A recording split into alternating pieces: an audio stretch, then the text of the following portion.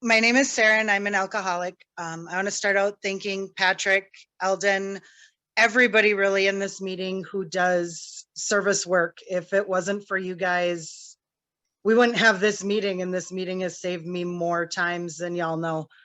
Um, I am 183 days sober today, which means tomorrow is my 6-month sober anniversary. Never dreamed I'd get to that. With tomorrow being 6 months sober, that means 6 months ago tonight was the last time I had drugs or alcohol. It was also, I didn't know it at the time, but it was also the night I hit rock bottom. And it's something that I'll get into here in a minute, but I'll start out just giving you a little backstory on me. People often talk about the first time they ever had alcohol, the first time they took a drink. I couldn't really tell you when that was. 4, 5, 6 years old. When I was a kid, taking sips of beer out of parents' beer can was normal. So I really don't know the first time I ever tasted alcohol. The first time I ever got drunk, 9, 10 years old.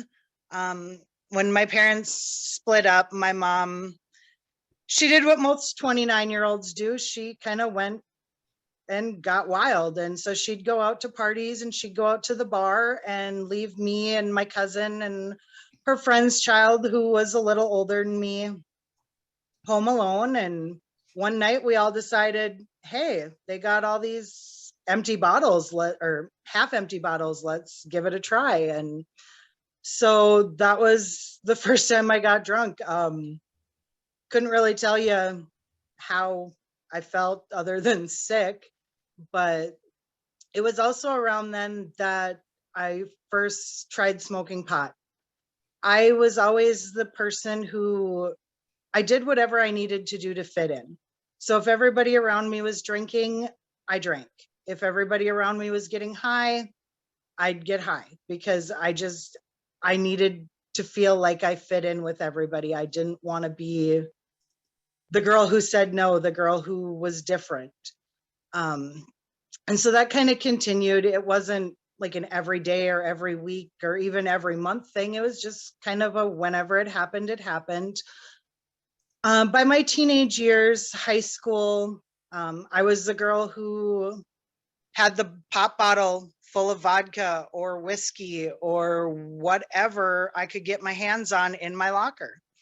And you'd go in between classes and you'd take a couple swigs out of the bottle and then you'd go on. And we'd skip class and go under the bridge and smoke pot and get high, or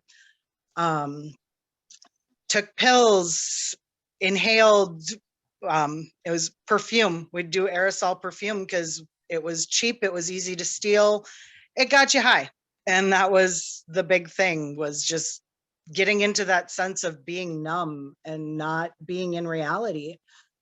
And again, it, kind of continued through my teenage years into my early 20s. And then I hit 21 and it was kind of game on. I went from my 21st birthday until October of that year. I was sober for roughly a week. And the only reason for that was I had to have gallbladder surgery. So I was recovering from surgery and wasn't able to drink. And all of a sudden, October 2003 hit, and I was like, I just need to step back. Like, I've been through a lot of shit. I'd been hospitalized for an overdose, got really drunk, took a bunch of Vicodin, thought, what the hell, and had my stomach pumped, not fun. So I was like, yeah, it's time to do something. And I didn't think of myself as an alcoholic at that time. I knew I needed to take a break. So I admitted myself into inpatient treatment. And I was in inpatient treatment for 2.5, 3 weeks. And then they decided, hey, I think she's doing good. We can let her out, get her into an outpatient program, get her into AA. So that's what I did. It was beginning of November, I guess, that I got out because I spent Halloween that year in treatment. And I got out and I was good. I was fine with not drinking. I was, just kind of doing my thing. I went to AA a couple times a week and I did my outpatient treatment. And then December hit and I found out I was pregnant. And I was like, oh, wow, look at me. Great way to stay sober. And so I stopped going to meetings. I stopped doing treatment. I stopped everything because I was like, I got this. I got a baby coming and that's what I need to focus on. I don't need to worry about anything else. My son was born at 34 weeks. He spent the first 2 weeks of his life in NICU. He didn't have any problems, thank God. But he was about a little over a week old. And I was back at the bar drinking. My son was in a neonatal intensive care unit, and I was at the bar drinking. And people are looking at me like, what the fuck are you doing? And it seemed normal to me. I was from a small town, and that's what you did. You went to the bar. You drank. And so I mean, I was a good mom. I think I was a good mom anyways. I mean, he came home, but it was like that second I didn't have to worry about being pregnant. I instantly just went back to, nope, I can go back to drinking. But I still wouldn't admit I had a problem. And so I did what any 22, 23-year-old did. I'd work during the week, I'd take care of my baby, and then I'd get a babysitter and I'd go out.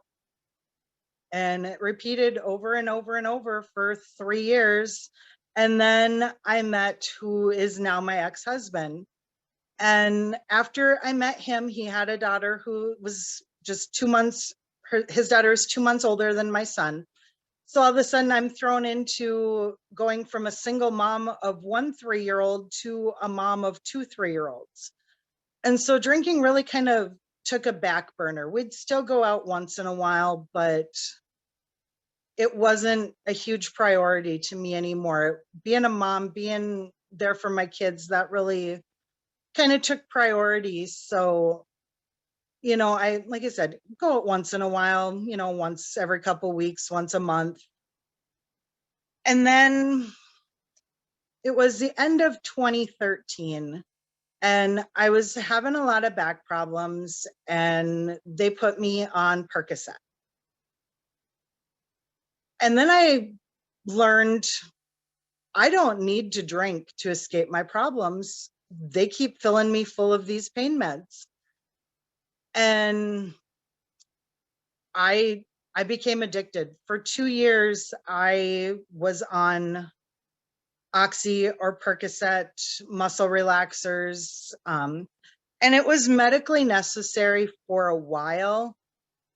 But then I started realizing that they don't know that I'm not in as much pain as I'm in, and they'll keep giving me these meds as long as I tell them, I need them.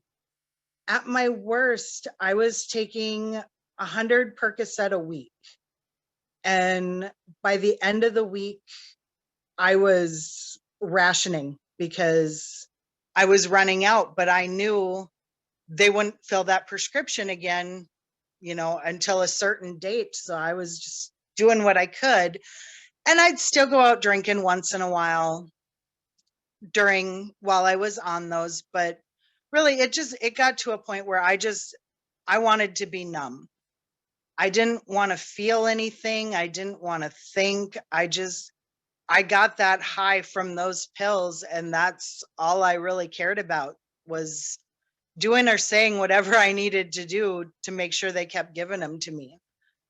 And then eventually the doctors are like, okay, you've had 2 surgeries, you're in recovery, you're getting better from them, you need to stop. And so they weaned me off of them. But then all of a sudden I wasn't able to escape anymore. I wasn't able to get numb anymore. And so then I started drinking more often again. And it went from once or twice a month to 2 or 3 times a week. And sometimes I'd get lucky and it was just a handful of drinks. And a lot of times it wasn't. I'd get to the point where I would black out. And my now ex-husband had to deal with that. He had to deal with my anxiety, my depression, my anger. I would get so angry when I was drinking, and I don't really know why. It was just dealing with everything going on in my head. I've said for years, my brain don't shut off ever. And drinking was a way I could get it to quiet down, or taking pills was a way I could get it to quiet down. And it, of course, caused more and more problems with my marriage. It wasn't just my drinking and my using, it was a lot of things, but it got to the point where we decided we were going to separate. And the end of 2007, we decided, it wasn't going to work anymore. I moved out the day after my stepmom's funeral. And I moved about 90 miles away from where him and my children lived. And it was game on at that point. I was at the bar drinking every night. I didn't care. I didn't want to deal with the death of my stepmom. I didn't want to deal with the fact that my family fell apart, that I was away from my children. And so I just drank. I would get up, I would take a shower, I would get dressed, I would go to the bar, and I would sit at the bar till 3, 4, 5, 6 o'clock in the morning. Because one of the joys of being in a small town and knowing the owner was you could sit in there all night after hours and drink as long as he was in there with you. And then about a month and a half later, my son came to live with me. And I was like, okay, time to grow up. And that lasted for about a week. And then I realized, no, I like being numb. I liked being drunk because I didn't have to deal with reality. And so that's what I did, was I drank every night. If I wasn't working, I was at the bar drinking. I was a bartender. So if I was at work, I was drinking. I wasn't home with him. I wasn't being a good mom. I wasn't making sure he ate dinner. I wasn't making sure he got up for school, went to bed at a normal time, because all I cared about was me and what I was dealing with and what I was going through. And we lived down there for 3, 4 months. And then he comes to me one day and he's like, Mom, I really want to move back home. He's like, but I won't move back without you. But I just want to be back by Dad. I want to be back by my sister. And in reality, it was that he wanted somebody there. He didn't want to have to raise himself anymore. He was 13 years old. There was no reason why he should have to be at home raising himself. But his mom was so selfish, and all she cared about was herself and how she felt. So I was like, okay. And we loaded up the car one night and we drove back to where I was from, and we moved in with my dad. And so then I was like, okay, nope, time to grow up, Sarah. Time to grow the fuck up. And that lasted for a week. And then I was back at the bar every night, got a job, worked day shift. I'm like, perfect. I got to be to work at 7 o'clock in the morning. I'll start staying home at night. Nope. Instead, I would get done with work at 2:30 in the afternoon. I would go home. I would change. I was to the bar by 5:30, and I would sit at the bar till 2 o'clock in the morning, and then go home, try and go to bed, get up at 6 o'clock the next morning and do it all over again. And I was like, I don't need to be there for my kid because he can go to his dad's house or he can be at home with my dad. And it continued. We eventually moved into our own apartment, and unfortunately it wasn't any different. And then finally in April of 2019, Yeah. April of 2019, my son was like, you know what, Mom? I want to go live with Dad. You're never home. You're always working. You're always at the bar drinking. You're always worried about going out with your friends. I I can't do this anymore. And so I made the decision to allow him to go live with his dad. And then I went on the poor me kick again. And because I wasn't drinking enough, now I lost my kid. My kid was finally like, nope, I'm done. By May of 2019, within a 2-week time frame, I had been fighting with my son and he moved out. I had a client die that I took care of during the day. I had an uncle die. I had to face someone from my past that did horrible things to me throughout my childhood that I had never dealt with. I had to encounter another person from my past that did horrible things to me that I had never dealt with. And I ended up, um, I couldn't tell you how many pills I took, but I went out and I got drunk and I came home and I downed a bottle of pills. This was the second time since turning 21 that I had tried to overdose. Third time overall in my life, but the second time since I turned 21. And thankfully, thank God, I had sent a text message to my ex-husband and I didn't tell him what I was doing, but I sent him a message about my son and taking care of my son and just making sure that he was going to be okay. And he knew something was up. And the next thing I know, I had police officers knocking on my door. And I answered the door and they're like, "What'd you do?" And I told them, and they took me away. And they took me to the hospital, got me into ICU, and then ended up, was in ICU for a couple of days. And then they talked me into going into the psychiatric unit. And I met my psychiatrist there, and he kept telling me, I know your mental health is a big problem, but I think you have a problem with drinking. I was like, no, it's not drinking. It's my depression. It's my anxiety. It's everything I'm dealing with. And he's like, no, I think you have a problem with drinking. And we went back and forth for the week I was there. And I was like, no, it's not the alcohol. He's like, okay, then I want you to quit drinking for a month when you get out. I was like, oh, no problem. And I quit drinking for a month. I got out of the hospital. I started taking meds. I quit drinking. And then the month happened.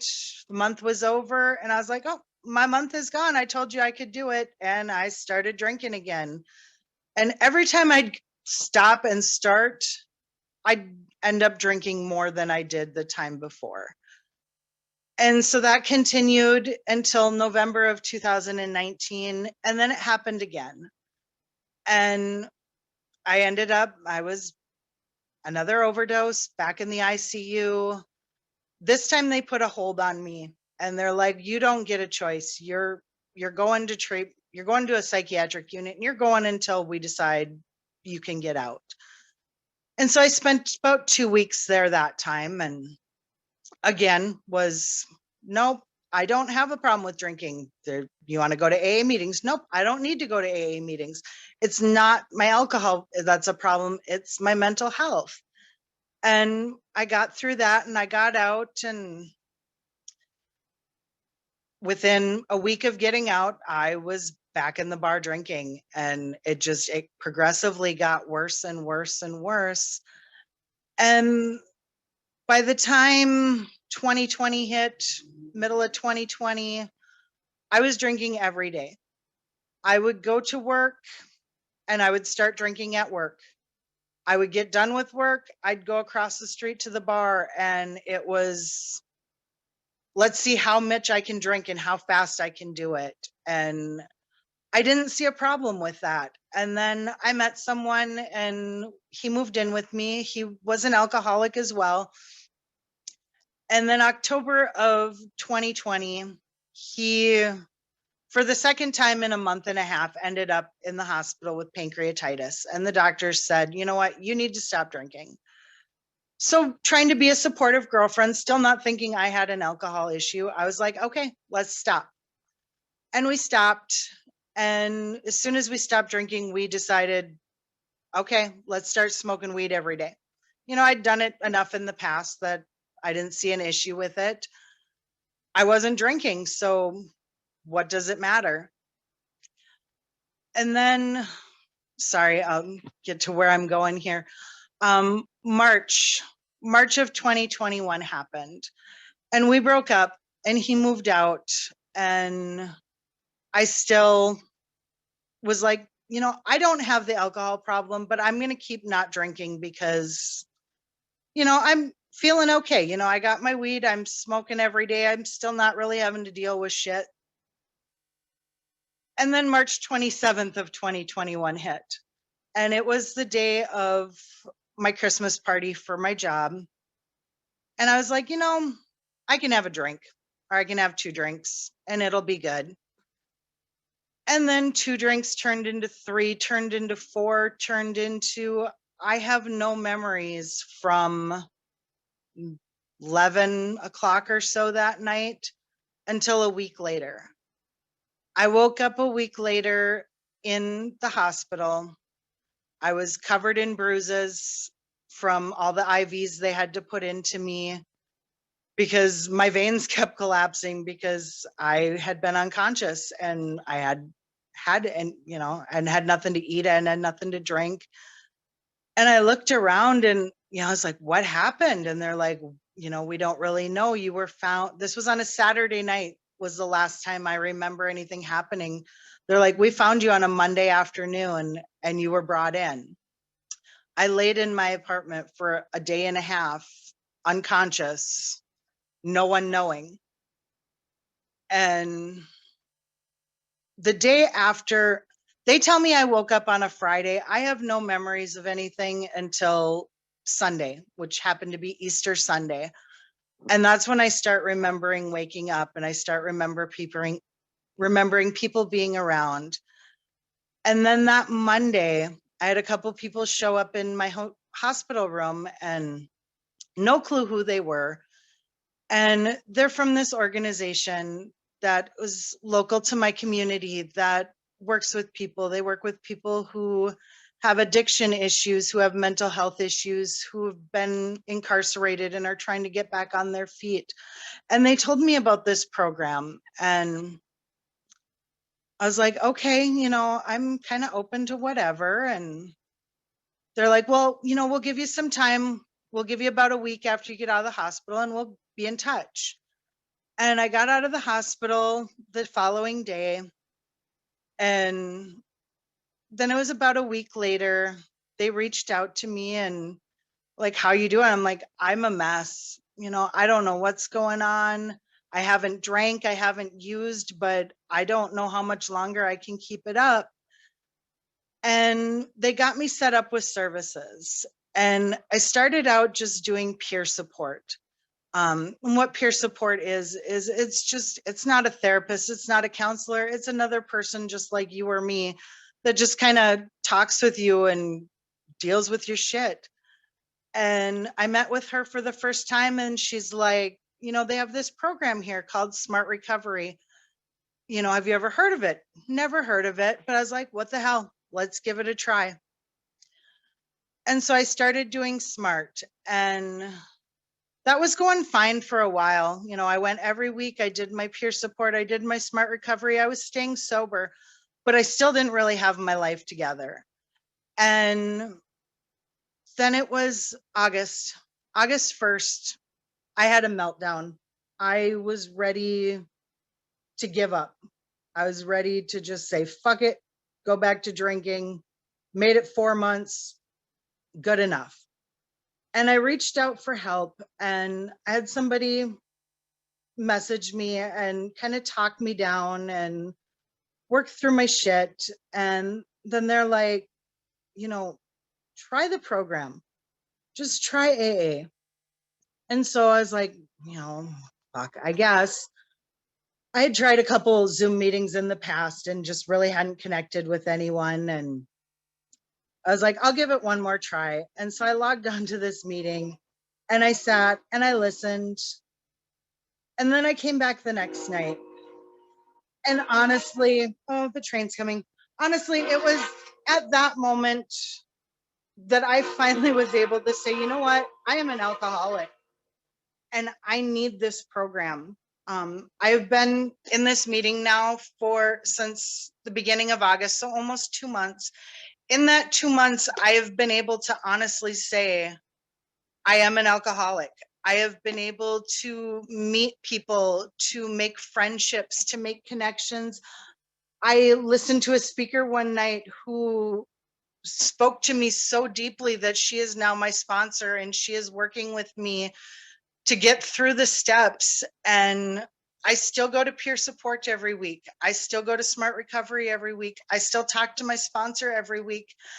And I come into this meeting as many nights a week as I can. I work nights, so I can't be there all the time, but I'm here sometimes 2 nights a week, sometimes 3, 4 nights a week. And I'm sorry, I know I've taken up way too much time. So I just want to say to that newcomer out there that's kind of on the fence, that's like, I don't really know if I have a problem. I don't know if this is really for me. Just keep coming back, because even if today you don't feel like you're quite there yet, you might tomorrow. And if you don't tomorrow, you might next week or next month. And whenever that time is, there's going to be people in this room that are going to be here and they're going to support you and they're going to reach out and they're going to care and they're going to listen and they're going to help you any way they can.